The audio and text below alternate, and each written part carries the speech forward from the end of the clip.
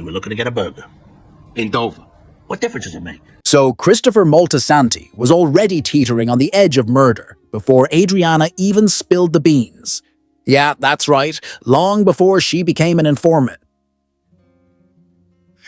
Chris was ready to snap, but how did we get here? How did a guy who once seemed kinda lost turn into a downright monster? Let's dive deep into the twisted, toxic spiral that tore Adriana apart and left us all feeling like we just witnessed a slow-motion tragedy unfold. This is Sopranos Breakdown. I'm Matthew. Let's uncover the secrets you missed in The Sopranos. Hit that like if you're ready to dig deeper into Tony's world. Let's get into it. All right. We were looking to get a burger. In Dover. What difference does it make? You don't seem to give a shit. She almost died. She could have been paralyzed or scarred up. And you gotta push on? Let's start with Irregular Around the Margins, an episode that aired just a few weeks before Adriana's big confession. You'd think if your fiancé just survived a serious car crash, you'd at least show a flicker of concern, right? Nope, not Christopher. Instead, he's furious, not because she almost died, but because how this looks. Yep, his fragile ego and mob rep matter way more than her near-death experience. That right there tells you everything about his priorities. But wait, it gets worse. In one of the most gut-wrenching scenes... He hit you? What for? What's the difference, Tony? Little prick. On his fucking neck. Where is he? He's been using drugs, heroin. Christopher actually beats Adriana, who's still recovering from that crash, and drags her by the neck. That's not just anger. That's pure sociopathy. Remember, she had just come out of a neck brace, so this wasn't a careless shove. It could have killed her. And all this over a stupid parade float laughing at him. Seriously. That episode shows Chris isn't just unstable. He's a ticking time bomb of violence and rage. Early seasons, yeah, he might have smacked her around. But now, he's close to killing her. And guess what? He's still more worried about his image than her life. Now, let's talk about Adriana's mom. Talk about a raw deal. She knew exactly where this was headed, but was powerless to stop it. And her brief appearance in the ride? Absolutely heartbreaking.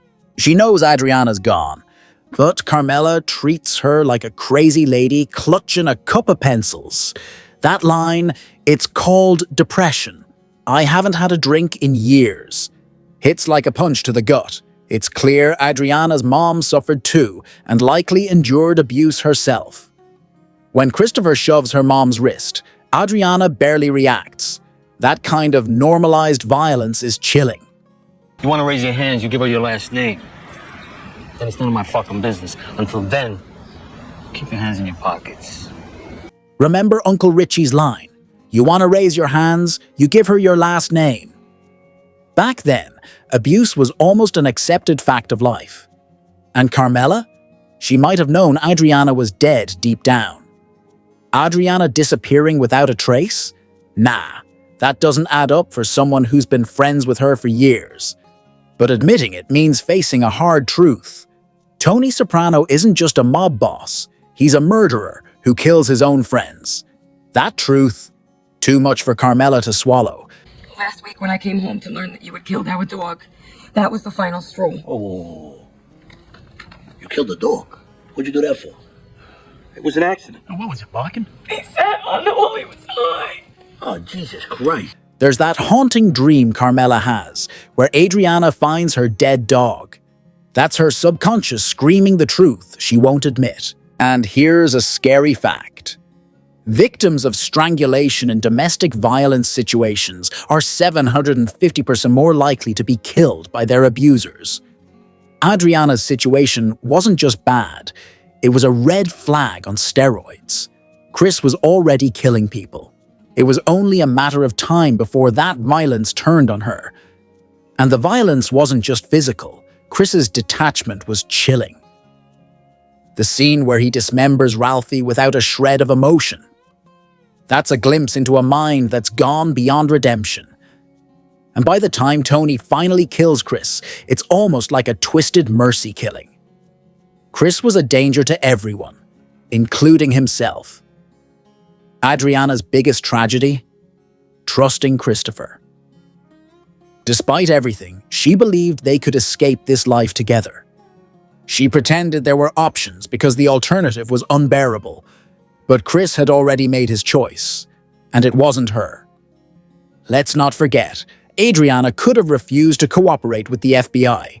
She could have taken her chances with a public defender and prison time.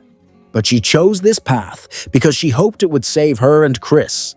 A desperate gamble, and one that ended tragically. Chris? He wasn't just a victim of drugs and circumstance. He was a violent addict with a dangerously fragile ego. And the worst part, he never gave Adriana the tools or support to navigate the FBI's pressure safely. I was arrested. For what? What are you talking about? For drugs. She set you up? She was an FBI agent, Christopher. She lied to me. They wanted to arrest you too, Christopher. I was just trying to protect you. She was left to fend for herself, caught between two violent worlds. So, what does all this mean? Adriana's story isn't just about one woman caught in a brutal relationship. It's a stark portrait of how violence, denial, and toxic loyalty can spiral out of control. It's about how a man's rage and insecurities can destroy everything around him, even the people he claims to love. And maybe that's the harshest truth The Sopranos shows us. In a world built on violence and power, sometimes love isn't enough to save anyone. Think about that next time you root for the good guys. Because sometimes the monsters don't just live in the shadows, they live right beside us. It gets wild at the end of this video. Stay tuned. Alright, so The Sopranos isn't just about mob hits and family drama. Nope. There's a whole other layer bubbling under the surface, racism. And not just the casual, oh, that's just how it was back then kind.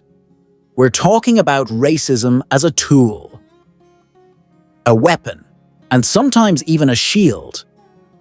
You ever notice how often characters use race to get what they want or cover their tracks? Stick around, because this show's take on racism is messier, uglier, and way more calculated than you might have realized. Let's dive in. From the get-go, The Sopranos shows its characters tossing around racial slurs like they're trading baseball cards. And it's not just directed at outsiders. Airport? Alitalia. Friend of ours is coming in. Who? Mauro Zucca's wife. Furio. Furio? Coming in? What? To see what indoor plumber looks like? Sometimes they're even dissing other Italians. Remember the Zip Furio line? That's classic Italian on Italian prejudice right there, breaking down ethnic lines like a jealous family reunion. But it gets darker than just stereotypes. It shouldn't look like what it is. Home invasion, carjack, fucking Guantanamo. I know these black guys from Irvington. Well, that's the right idea. It can never get out. Who whacked the alpha? Are they trustworthy, these guys? Take Christopher's plan to kill Carmine Sr. He hires black hitmen to make it look like a random carjacking. Why? Because it's believable. Because cops are more likely to buy that story. Racism here is literally a tool of the trade, a smokescreen to cover up murder. Or how about when Eugene Pontecorvo beats up little Paulie at a construction site? The mob's cover story? Imaginary black attackers. Seriously. They used bolt cutters. Some black guy from the neighborhood. One of the other kids. Did I say anything? The black guy. Imagine that. They invent fake black criminals to take the fall for their own violence. Convenient, right? Even Tony's childhood flashback is telling. His dad gets arrested at a carnival, and the cops joke about how black people are a higher priority to arrest. So, racism isn't just a background detail. It's baked into the very world these guys live in. It's the baseline. But here's where it flips a bit. When the mobsters actually set aside their prejudices and work with people from other racial groups, they often get something valuable out of it. I don't know. Some guy I went to school with, this black guy. Told me about some scam his minister was involved with up in Harlem. HUD was set up in part to help minorities and low-income families become homeowners. You get a front man to buy houses in some crummy neighborhood. Talking about some... Tony teams up with a black man for a HUD scam. Later, he works with another black contractor to snag a construction job. And that second partnership even leads to Tony sharing a genuine conversation with the man's father, like a real human connection. Shocking, right? Tony Blundetto's story takes it further. He goes into business with Kim, a Korean American. Tony B learns some discipline, adopts values from Kim's culture, and even gets more educated. Until, predictably, the mob life drags him back. When he later betrays Kim, part of the tension comes from cultural differences that actually helped him before. It's a complicated, messy relationship that shows the potential for crossing cultures and how fragile it can be. Now, I'm not listening to this shit. Why don't you admit it? You're thinking exactly what I'm thinking. Tony, what did I say? What, is it my fault? You're twice as likely to be robbed by a black? That is so fucking racist. Happens to be a fact. But from who, David Duke? And crime is an economic issue, not a racial one. Noah's storyline? It's the crystal clear example of racism for racism's sake. Noah is the perfect black guy by every superficial measure. Mixed race, privileged, non-threatening, smart, and liberal. But Tony doesn't matter.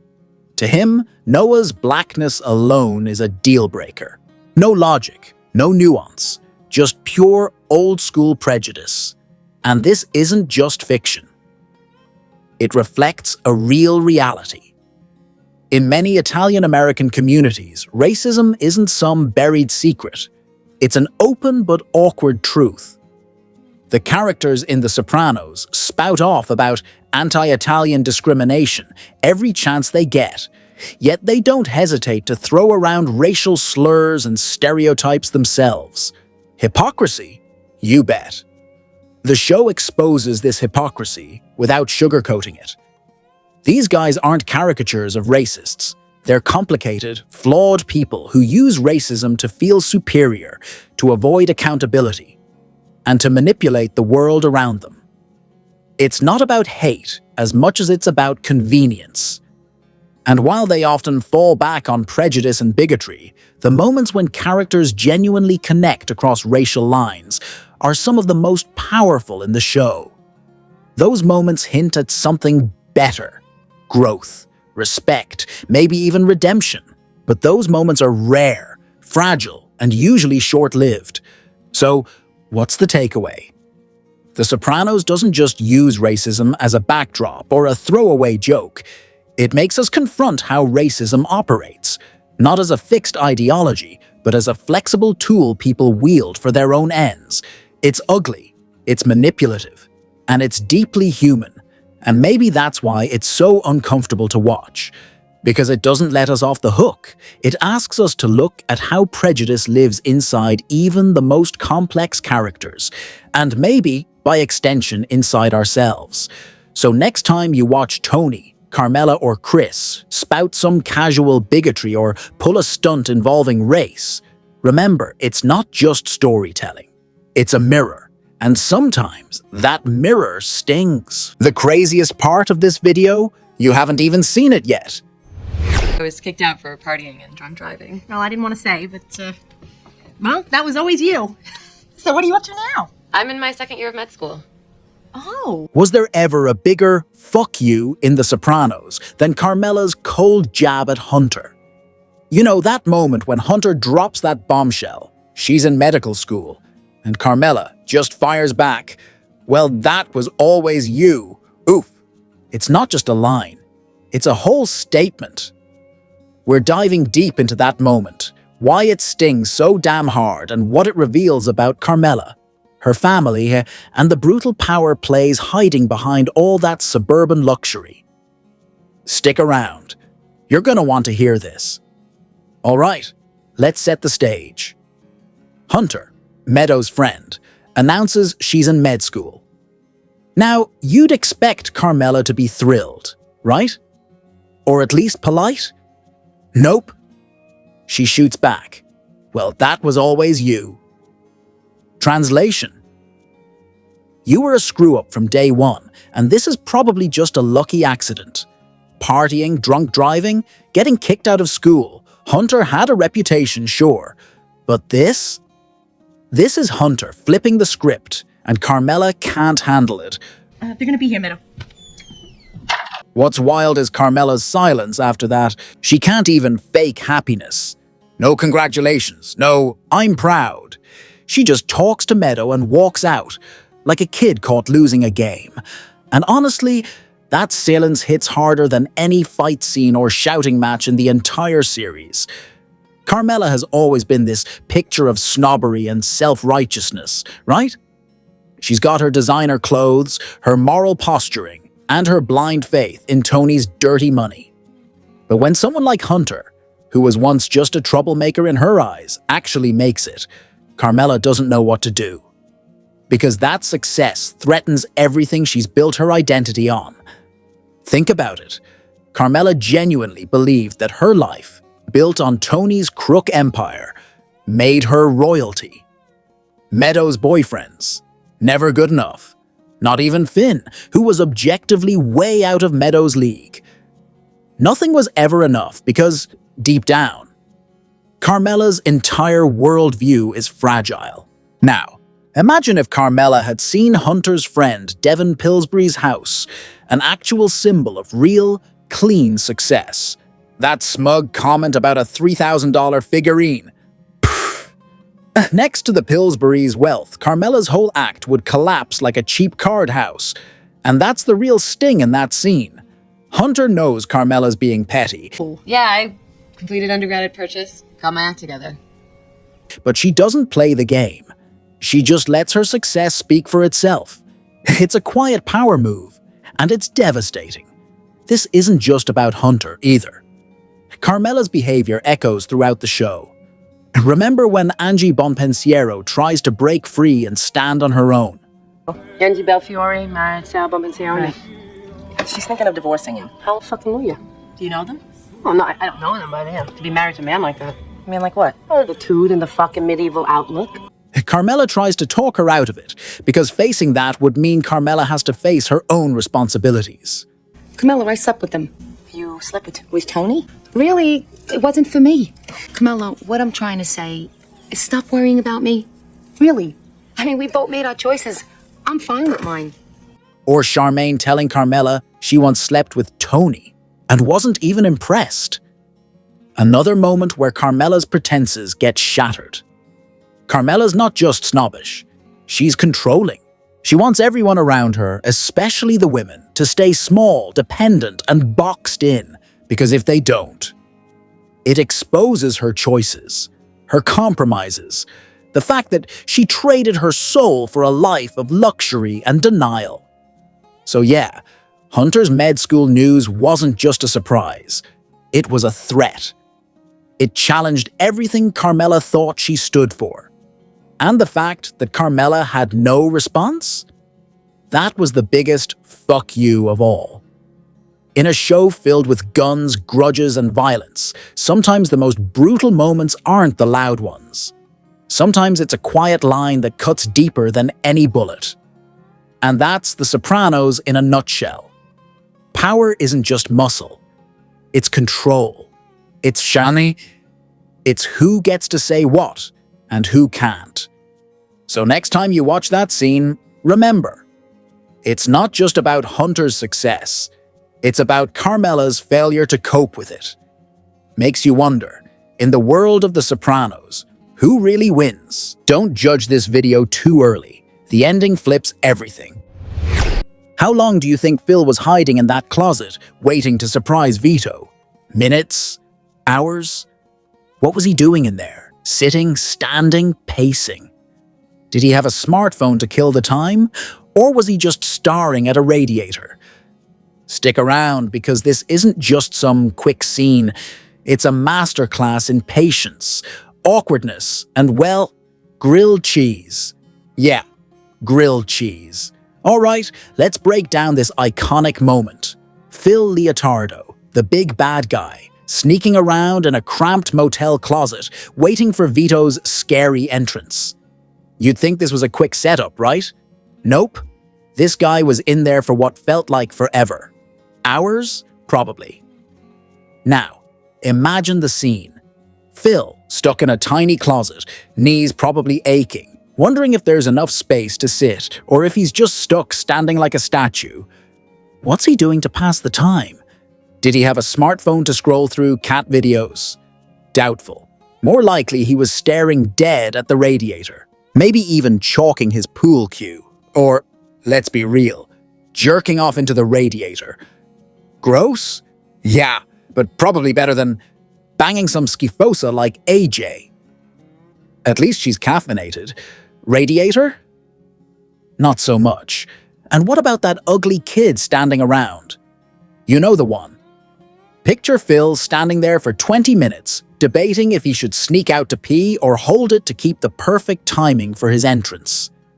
Classic case of overthinking a murder scene. Now picture this. The others are all chilling on the bed, watching American Chopper or Deadliest Catch, some manly reality show, when suddenly Phil has to scramble into position. Turn that off! Shit, he's here! Pause it! Nobody knows where the fuck Phil is. 4 or 5 days now. So we've never really had a shot at him. Meanwhile, Phil's probably thinking, why the hell am I on this show? Because honestly, he might as well have been. He's been in that closet for what feels like 20 years. And what kept him company? He put the bread between 2 sheets of paper. Had a whole system. You thought of your foot. Have a night. A radiator and a tissue box. Oh, and grilled cheese sandwiches. Yep, grilled cheese off the radiator. The single funniest image in the entire series. Phil was basically living in that closet his whole life. Honestly, maybe he should still be there. 20 years in the closet. That's right.